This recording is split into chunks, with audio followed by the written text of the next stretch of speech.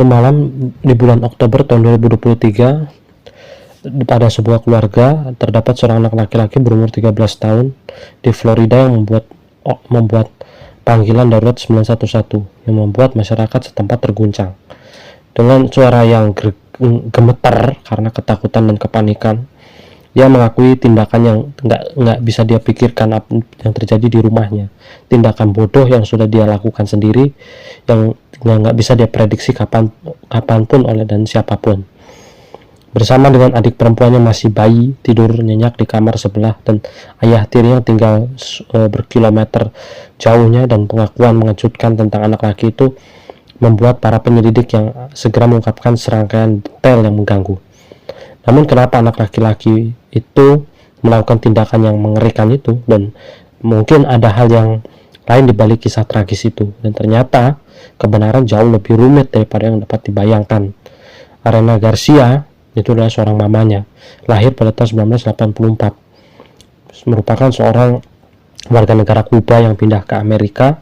Ia pindah ke Miami di Florida sana bersama ibunya selama masa mudanya. Meskipun sedikit diketahui tentang masa kecilnya, ia pada akhirnya menikah dengan Jose Rosa, seorang anggota militer yang merupakan warga negara Amerika asli, dan mereka menyambut putra mereka pertama yang bernama Derek Rosa pada tanggal 26 Agustus 2010. Nah, pernikahan itu nggak berlangsung lama. Akhirnya mereka cerai di tengah jalan. Meskipun akhirnya bercerai, Jose dan Arena yang merupakan mamanya sendiri tetap menjalin hubungan pengasuhan bersama yang bagus, dengan Derek menghabiskan hari kerjanya dengan ibunya pada akhir pekannya bersama bapaknya. Derek juga memiliki hubungan yang kuat dengan juga neneknya ataupun juga dengan pihak keluarga ibunya. Derek tumbuh menjadi pemuda yang penuh rasa hormat dan berwawasan luas. Dikenal karena keberhasilan akademis dan karakter yang bagus di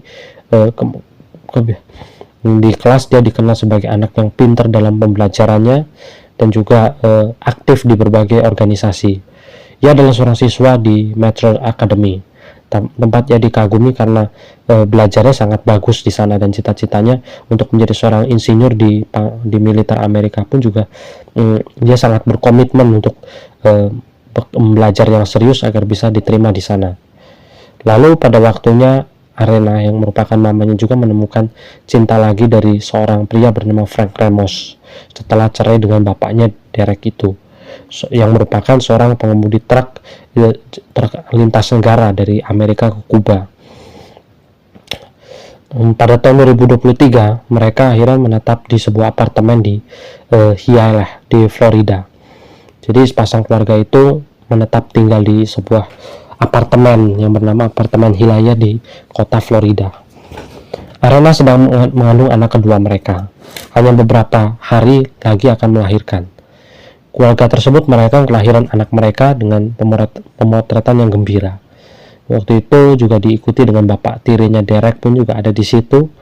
Namun pada tanggal 30 September 2023, Ashley merupakan adik dari Derek itu lahir. Nah, Arena adalah ibu yang baik dan sangat mencintai anak-anaknya. Suka membuat lingkungan keluarga yang harmonis, mendidik anak dengan penuh kasih sayang. Namun beberapa hari setelah ulang tahun Derek yang ke-13 pada tanggal 12 Oktober 2023, dunia mereka sedikit berubah. Entah kenapa Toto mengalami suatu perubahan. Lalu di mana malam itu pada tanggal yang sama, tepat di hari ulang tahunnya Derek menelpon 911 yang mengerikan dengan perbuatan yang sudah dia lakukan sendiri. Nah, saat polisi datang ke sana, beberapa polisi melihat sang ibu sudah tidak lagi bernyawa. Arena sudah tidak lagi mengembuskan nafas lagi, ya. Dan dengan dimana kondisinya miris, sebuah pisau ada di tubuh ibu Arena. Lalu pada akhirnya polisi memanggil Derek. Selama panggilan lebih dari 17 menit, Derek menjelaskan kepada operator dengan suara ketakutan bahwa ia berada di rumah sendirian bersama ibunya dan saudara perempuan yang baru berumur 14 hari. Sementara bapak tirinya Frank sedang dalam perjalanan dinas. Derek menceritakan kalau Frank memiliki 2 senjata api. Salah satunya ada di apartemen. setelah apartemen tempat mereka tinggal. Setelah melakukan tindakan yang nggak terpikirkan itu, Derek juga nggak nyangka ini akan terjadi seperti ini. Derek sempat mempertimbangkan untuk menggunakan salah satu senjata itu pada dirinya sendiri, tetapi akhirnya dia mengurungkan niatnya itu. Ia juga menyebutkan kalau ia telah menceritakan kejadian itu kepada temannya, yang semakin memperumit penyelidikan dan menimbulkan pertanyaan baru. Kenapa kok Derek bisa jadi seperti ini? Ketika operator bertanya kepada Derek mengapa ia menyerang ibunya, lalu jawabannya nggak pernah dipublikasikan sampai sekarang, membuat pihak berwenang dan masyarakat bingung. Saat mereka berusaha memenangkan Derek, operator terus mendekatinya. Sementara petugas masuk ke dalam lokasi, melakukan investigasi. Ketika polisi tiba di tempat kejadian, ketegangan terlihat jelas. Namun Derek menyerah dengan damai dan ditahan, siap untuk menerima konsekuensinya. Di dalam apartemen, petugas untuk menemukan pemandangan yang sangat aneh dan sangat menyeramkan. Tubuh Arena sudah nggak lagi sudah meninggal, ditemukan di tempat tidur bayi yang penuh dengan kumpulan darah. Di sebelahnya ada bayi perempuan yang baru lahir, masih tertidur lelap. Tanpa cedera, bayi itu kemudian dititipkan kepada nenek dari pihak ibunya. Malam hari, Derek diinterogasi oleh polisi Heller. Meskipun tindakannya serius, ia tetap tenang dan kalem selama diinterogasi. Derek menjelaskan kalau setelah tidur sekitar jam 10 malam, ia bangun jam setengah 12 malam. Lalu jalan ke dapur dan mengambil pisau dan memasuki kamar ibunya yang sedang tertidur. Dia menceritakan dengan detail berdarah dari serangan itu. Menyebutkan kalau dia bilang kalau pertama-tama dia menargetkan leher korban, karena yakin itu menjadikan pukulan yang sangat menghabiskan nyawa ibunya. Ketika ditanya tentang senjata api, dia ngaku sempat mempertimbangkan untuk memakainya.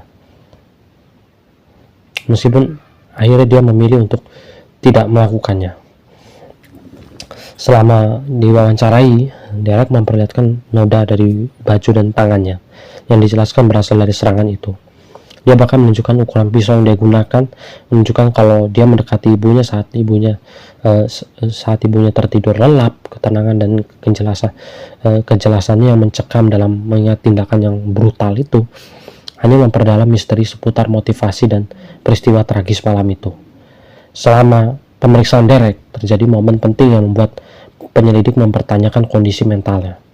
Sebuah rekaman video dari interogasi menunjukkan kalau dia tampak sangat senang saat menanggapi pertanyaan para detektif. Derek mengakui kalau sebelum melakukan tindakan kekerasan itu, namun saat diinterogasi dilanjutkan, sikap Derek berubah terlihat jelas. Ketenangannya berubah menjadi tanda-tanda kecemasan dan kegelisahan. Sikapnya yang gak acuh tak acuh sebelumnya menguap saat ia berjuang untuk proses memberatnya tindakan. Suaranya bergetar dan matanya bergerak gugup, memperlihatkan rasa gejolak batin yang tidak terlihat pada awalnya. Perubahan sikap yang mencolok ini membuat para detektif tidak yakin tentang apa yang harus dilakukan terhadap pengakuannya, menimbulkan lebih banyak pertanyaan tentang kondisi psikologisnya dan motif sebenarnya di balik serangan itu pada ibunya. Lalu seiring berjalannya waktu, di ruang interogasi ketenangan awal Derek semakin dibayangi oleh tekanan yang terlihat. Kadang-kadang ia tampak hampir terputus dari kenyataan kejahatan yang mengerikan itu.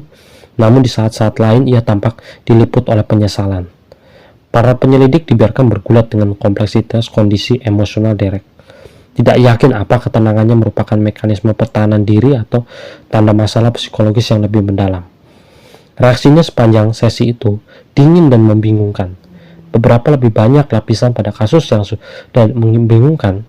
Ketika seorang detektif menanyakan motif di balik kematian ibunya, apa maksudnya dia itu, Derek berhenti sejenak, diam, meminta waktu untuk pergi ke kamar kecil. Setelah kembali, dia terdiam beberapa saat, pikirannya seakan terpacu. Lalu dia mempertanyakan apakah dia harus menjawab pertanyaan itu. Saat itu juga, dan secara mengejutkan, meminta pengacara untuk mengakhiri interogasinya. Lalu pemeriksaan forensik terhadap tubuh ibunya mengungkapkan penemuan yang mengejutkan. Ada 46 luka terpisah, banyak diantaranya disebabkan oleh kekerasan benda tumpul. Penyelidikan lebih lanjut terhadap ponsel Derek mengungkapkan kalau gambar-gambar yang meresahkan mengirimkan gelombang kejut kepada mereka menyaksikan. Derek tidak hanya menghubungi teman-teman untuk mengakui kejahatannya, tetapi dia juga telah mengirim 3 foto yang mengganggu, 2 foto mendiang ibunya dan 1 foto dirinya, tersenyum mengerikan dengan darah berlumuran di tangannya. Teman yang disebutkan Derek baik selama panggilan 911 maupun dalam kesaksian kemudian dipanggil detektif, adalah seorang teman yang ditemui melalui game online-nya dia ketika dia baru berusia 10 tahun. Mereka tidak pernah bertemu langsung dan komunikasi mereka sebagian besar terjadi di akhir pekan. Derek bahkan nggak tahu nama aslinya dan hanya memanggil nama dengan nama sebutan Swedia yang tersimpan di nomor HP-nya. Pemeriksaan lebih lanjut terhadap riwayat pencarian Derek di ponsel mengungkapkan pertanyaan-pertanyaan mengerikan yang mengarah pada kejahatan itu. Seperti bagaimana cara menghabisi seseorang dengan pisau, cara terbaik untuk melakukannya, dan di mana menusuk untuk bagaimana korban cepat dipanggilnya itu. Pihak berwenang mencatat kalau Derek secara khusus mencari informasi tentang penargetan vena jugularis yang menimbulkan kecurigaan tentang niatnya yang sudah direncanakan jauh-jauh sebelum insiden itu terjadi. Saat penyelidikan semakin spesifik dan mendalam, Derek menjadi tersangka utama. Sementara bapak tirinya Frank dipastikan berada di luar negara, bagian Georgia pada saat kejadian. Masyarakat terguncang berjuang untuk memahami bagaimana seorang pemuda yang disegani bisa terlibat dalam tragedi yang mengerikan itu. Tetangga dan teman-temannya menyatakan nggak percaya, mengingat Derek selama ini anak yang murid yang sopan dan tanggung jawab dengan masa depan yang cerah. Dia bisa menjawab berbagai pertanyaan dan juga bisa menjelaskan apa yang ada dalam dirinya tentang masa depan. Keluarga yang berduka atas kematian Arena yang terlalu cepat itu meminta privasi selama masa berkabung mereka. Lalu pada tanggal 27 Oktober 2023, pihak berwenang mengonfirmasi kalau Derek akan menghadapi dakwaan penghabisan tingkat pertama dan akan diadili sebagai orang dewasa. Permintaannya untuk tahanan rumah di bawah pengawasan ayah dan neneknya ditolak, dan dia dipindahkan ke pusat penahanan Metro West di Doral. Karena usianya yang masih kecil, Derek diisolasi dari masyarakat umum dan diawasi dengan ketat, karena ia dianggap membahayakan dirinya sendiri. Meskipun ada banyak bukti yang memberatkan Derek, beberapa orang tetap mendukung pembelaan. Keluarganya, terutama bapaknya, tetap bingung dan tertekan oleh tindakan putranya itu. Yang Frank sendiri sebenarnya sudah dinas di militer kurang lebih 22 tahun. Ia mengetahui karakter pasti Derek dan juga memahami sifatnya Derek sebagai pemuda yang sopan dan terhormat, dan bahkan keluarga mereka pun juga baik-baik aja selama itu dan gak ada masalah. Ia yakin kalau Derek telah menanamkan nilai yang kuat dalam dirinya dan tidak dapat memahami apa mungkin yang menyebabkan perubahan drastis seperti itu. Karena dari pihak ibu Derek yang paling mengenalnya memanggil Derek sebagai anak laki-laki yang paling sopan di dunia dan paling baik di dunia, dan mendesak masyarakat untuk tidak menghakiminya dengan kasar tanpa memahami konteks itu. Setelah penangkapan tersebut, sebuah petisi berjudul "Selamatkan Derek" untuk dilanjutkan secara daring mendapatkan kurang lebih 23.000 tanda tangan dari para relawan untuk mendukung remaja tersebut. Padahal aneh ini kan, dia yang sudah berbuat itu tapi dia yang mendapatkan dukungan. Lalu petisi itu menimbulkan pertanyaan tentang keterlibatan Derek yang menunjukkan kalau riwayat pencariannya mungkin telah dirusak atau orang lain dapat menggunakan teleponnya. Beberapa spekulasi kalau Derek yang bahasa pertamanya adalah bahasa Inggris, gak mungkin mengetik istilah pencarian bahasa Spanyol yang ditemukan di perangkatnya, sekalipun mamanya orang Kuba dan mungkin saja mamanya bisa bahasa Spanyol dan mungkin sering diajak ngomong, dilantunkan di depan Derek, tapi Derek nggak mungkin akan menggunakan bahasa Spanyol terus karena itu adalah merupakan bahasa ibunya. Yang lain menunjukkan kalau surat kedua yang terdengar di latar belakang panggilan 911 yang menyerukan penyelidikan penyelidikan lebih menyeluruh terhadap anggota keluarga, khususnya Frank. Mungkin saja bisa ada sabotase dari Frank secara diam-diam. Meskipun Frank tidak pernah secara resmi dianggap sebagai tersangka, masa lalunya bisa menjadi spekulasi tentang hal tersebut. Lalu akhirnya berita-berita di seluruh penjuru negara bagian pun tersebar kalau memang Frank bisa saja terlibat di situ, walaupun Frank tidak di rumah saat kejadian, tapi tapi bisa saja ada cara-cara lain yang membuat Frank bisa dilibatkan juga. Dan beberapa orang menduga kalau dia telah memanipulasi Derek dan memiliki motif tersembunyi. Foto-foto yang muncul di internet menunjukkan kalau Frank bersama wanita lain dan 2 anak perempuannya, yang menimbulkan bisik-bisik kalau Frank mungkin memiliki keluarga kedua di negara asalnya, yang semakin memicu pemahaman publik, spekulasi publik kalau Frank ini memang sudah punya pasangan lagi. Namun terlepas dari rumor yang beredar, tidak ada bukti konkret yang menghubungkan Frank dengan aktivitas kriminal apapun atau dugaan kehidupan rahasianya. Misteri seputar peranannya dalam peristiwa-peristiwa kejahatan tersebut masih belum terpecahkan, membuat masyarakat tanya-tanya terus apakah ada hal di balik cerita itu atau enggak. Karena mereka juga nggak yakin kalau Derek mungkin terlibat di situ juga, tidak serta-merta bisa melakukan itu. Mungkin ada yang mendorongnya atau menghasutnya, juga nggak tahu. Lalu Frank menolak permintaan pembelaan itu untuk menggeledah apartemen tersebut dan mengakui kalau ayah Derek itu dan kerabatnya lainnya telah mengambil beberapa barang dari properti itu. Lalu jaksa mendukung keputusan Frank. Meskipun penolakannya memicu berbagai spekulasi dari masyarakat, kurang pernyataan kepada mereka hanya memicu teori konspirasi dengan banyak mempertanyakan apakah Frank ada di kasus tersebut atau enggak. Lalu setelah insiden itu pada tanggal 14 Desember saat persidangan dimulai, kerabat Derek termasuk bapaknya pun juga diikutkan, Frank pun juga diikutkan, termasuk ada neneknya juga hadir untuk memberikan dukungan dan banyak kesaksian untuk diajukan pembelaan.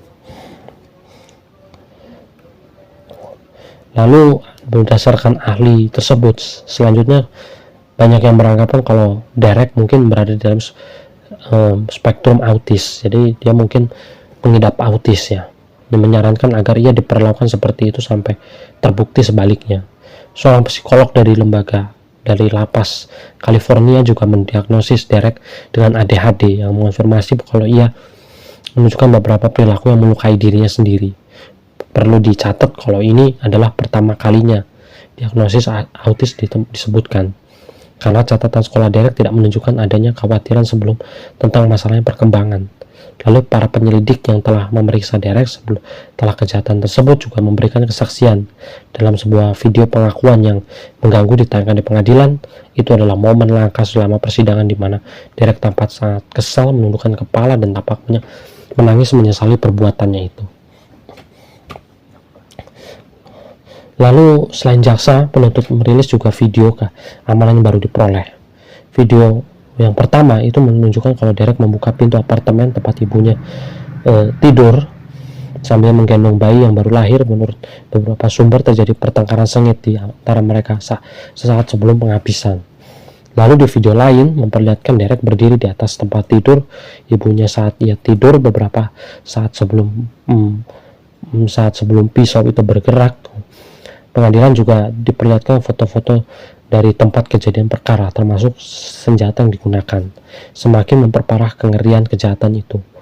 Lalu jaksa berspekulasi kalau Derek tidak boleh ditempatkan di fasilitas anak-anak, yang menunjukkan kalau ia merupakan ancaman bagi masyarakat nantinya.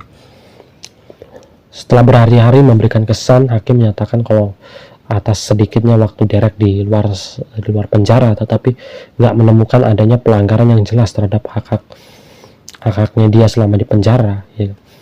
Akibatnya permintaan pembelaan untuk memindahkan Derek ke pusat penahanan anak-anak ditolak. Hakim memutuskan Derek akan tetap berada di pusat penahanan orang khusus dewasa, jadi dicampur sama orang dewasa, di mana ia akan terus ditahan dalam keadaan isolasi. Tujuannya untuk meminimalisir prospek di sana, jadi agar dia tidak dikucilkan ataupun dibully. Lalu dalam sidang mengharukan pada Kamis tanggal 15 Februari 2024, pembela mengajukan 26 surat dari keluarga yang semua memuji Derek sebagai anak yang baik dan penyayang, tidak didefinisikan sebagai anak yang jahat. Lalu ruang sidang dipenuhi dengan ketegangan saat surat-surat menyentuh hati ini dibacakan dengan lantang. Masing-masing menentangkan rasa sakit dan kebingungan yang dirasakan keluarganya. Surat-surat itu menggambarkan seorang pemuda yang berperilaku baik dan penuh kasih sayang, sehingga semakin sulit bagi mereka mengenalnya untuk mengetahui kalau bagaimana dia bisa saja melakukan kejadian mengerikan itu. Lalu nenek Derek, ayah dan kerabat menghadiri sidang pengadilan. Ekspresi mereka penuh dengan kekhawatiran dan kasih sayang. Para pendukung dari seluruh Amerika juga berkumpul di gedung pengadilan menggunakan kaos bertulisan "Selamatkan Derek". Kehadiran mereka menjadi pernyataan solidaritas yang kuat kepada Derek. Banyak di antara hadirin yang sangat yakin kalau anak itu harus dianggap nggak bersalah sampai terbukti bersalah. Dan memang ada, bisa saja mungkin dia sudah dirongrong oleh bapaknya sendiri, atau mungkin juga karena tekanan asing, juga tidak tahu, karena memang anak sekecil itu belum tentu bisa sepolos itu. Lalu surat-surat yang diajukan untuk membela Derek sebagian besar mendesak pengadilan untuk tidak memperlakukan sebagai orang dewasa dalam proses hukum. Tim hukumnya berpendapat kalau mereka tidak siap untuk diadili karena jaksa gagal memberikan bukti penting, termasuk kesaksian rekaman dari monitor bayi, pakaian, dan barang-barang pribadi terkait Derek. Lalu pengacara meminta pengadilan memaksa jaksa untuk menyerahkan bukti yang hilang, dan itu pengecualian dari kasus jika tidak diberikan sebelum batas waktu yang ditemukan. Namun jaksa nggak dapat memperoleh data dari tablet atau perangkat gym Derek. Hakim yang mengawasi kasus itu mengonfirmasi kalau 750 foto dan beberapa pernyataan saksi memerintahkan jaksa untuk merilis semua materi yang gak perlu diedit. Sementara tanggal persidangan baru ditetapkan. Hakim menegakkan keputusan untuk memperlakukan Derek sebagai orang dewasa dalam proses persidangan, meskipun menyatakan keinginan untuk mempercepat kasus khawatirnya tentang kondisi kehidupan Derek nantinya selama di penjara. Kasus tersebut dalam serangkaian penundaan dan sidang tambahan karena pembelaan mengajukan petisi agar Derek dinyatakan miskin dengan alasan kalau keluarganya tidak memiliki sumber daya keuangan untuk menyewa pengacara swasta. Lalu mereka meminta agar negara menanggung biaya persiapan kasus itu, termasuk pendanaan untuk saksi ahli, analisis forensik, dan aspek lainnya dari luar persidangan. Lalu pada sidang akhir diadakan pada tanggal 21 September 2024 kemarin, Derek melalui tautan video dan tetap diam, dan keluarganya tampak putus asa saat mereka menyaksikan persidangan. Lalu ketegangan emosional karena menyaksikan Derek menanggung masa kurungan isolasi yang begitu lama telah jelas. Dan pengacara pembelaan sekali lagi mengajukan mosi untuk memindahkan ke fasilitas remaja. Tujuannya adalah agar Derek itu tidak terkena tekanan mental lagi. Lalu menurut laporan catatan di bulan Maret menunjukkan kalau Derek hanya menghabiskan 119 jam di luar penjara, dengan hanya 5 jam dialokasikan untuk sekolah. Meskipun demikian, hakim sekali lagi menolak permintaan pemindahan, memutuskan bahwa Derek akan tetap berada di pusat penahanan orang dewasa, khusus orang dewasa. Secara mengejutkan, perkembangan baru terungkap ketika jaksa berhasil menelusuri teman dari misterius Derek, dan malam kejahatan tersebut melakukan analisis perangkat elektronik. Penyelidik melacak nomor telepon tersebut hingga ke pemiliknya dan melakukan wawancara dengan orang tersebut. Ada beberapa informasi baru yang dapat memberikan wawasan tentang peristiwa yang mengarah pada kejahatan itu. Lalu dalam sidang Derek yang kini dijadwalkan tanggal 2 Desember besok, dan dengan sedikit 28 saksi akan memberikan kesaksian, jaksa berencana untuk menghadirkan kesaksian video dari teman daring Derek yang dikenal hanya dengan sebutan Swedish. Sementara itu, para pembela dilaporkan telah mengucapkan beberapa pesan teks yang dipertukarkan antara detektif Allen dan ayah tiri Derek, yang dapat menjelaskan hubungan mereka dan apakah ada manipulasi atau pengaruh yang terjadi menjelang kejahatan itu. Sementara penyelidik berlanjut, pihak berwenang fokus pada verifikasi catatan resmi, keterangan saksi, dan pernyataan dari anggota keluarga. Kasus itu masih belum terselesaikan dan kami menahan diri untuk tidak membuat kesimpulan apapun mengenai ketidakberhasilan atau kesalahan Derek pada saat itu. Jadi sampai sekarang masih kontroversi apakah mungkin Derek adalah sebagai pelaku resmi atau mungkin ada yang didorong oleh pihak eksternal yang membuat Derek melakukan kejahatan. Itu tentu masih membingungkan. Entah itu Derek mengalami psikopat ataupun juga autis, juga tidak bisa diketahui karena memang nggak masuk akal. Orang selama ini hubungan Derek dengan orang tuanya memang sangatlah baik, nggak ada masalah apa-apa, tapi ternyata kenapa tiba-tiba muncul suatu berita ini pasti tentu menjadi sebuah tanda tanya besar.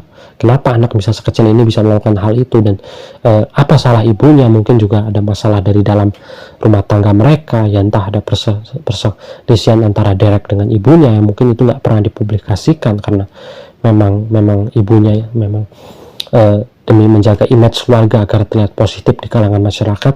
Tentu itu menjadi perdebatan sendiri.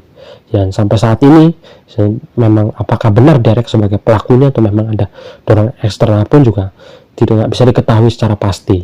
Dan tentu peristiwa Derek ini adalah menjadi pelajaran bagi kami semua kalau sebagai anak tentu harus memahami apapun itu harus ditelaah dengan baik dulu, ya. Dan memang perlu adanya komunikasi dengan orang tua. Jadi kalau dalam suatu hal apapun itu, sesedih apapun diusahakan untuk selalu berkomunikasi dengan keluarga. Itu saja, semoga cerita ini bermanfaat, dan jangan lupa like, subscribe, komen, dan juga share untuk menambah pengetahuan Anda tentang wawasan berbagai kasus-kasus kriminal di seluruh dunia. Terima kasih.